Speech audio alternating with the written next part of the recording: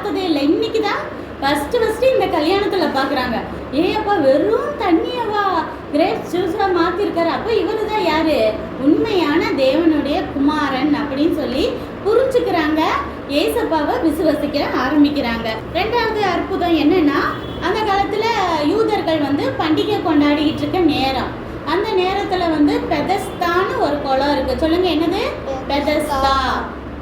அப்போ அந்த குளத்துல என்ன நடக்கும்னா, எப்பயும் ஒரு பக்கம் பார்த்தா நோயாளிகளும் உடல் ஊனமுற்றவங்களும் படுத்திருப்பாங்க.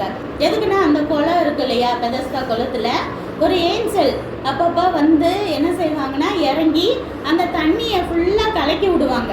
அப்போ பார்த்தா தண்ணியை கலக்கினா என்னது, ஒரு மாதிரி கலங்களாக தெரியும் இல்லையா. அப்போ உடனே ஏஞ்சல்ஸ் அந்த இதை கலக்கிட்டாங்க அப்படின்னு தெரிஞ்சோன்னே, அங்கே இருக்க நோயாளிகள் யார் ஃபஸ்ட்டு ஓடி போய் அந்த தண்ணிக்குள்ளே இறங்குறாங்களோ அவங்களுக்கு உடனே என்ன நோயாக இருந்தாலும் குணமாயிரும். ஒருவேளை பிறவியிலேருந்தே அவங்களுக்கு ஏதோ ஒரு சில குறைபாடுகள், கண் பார்வை தெரியாமல், காது கேட்காம இருந்தால் கூட குணமாயிரும்.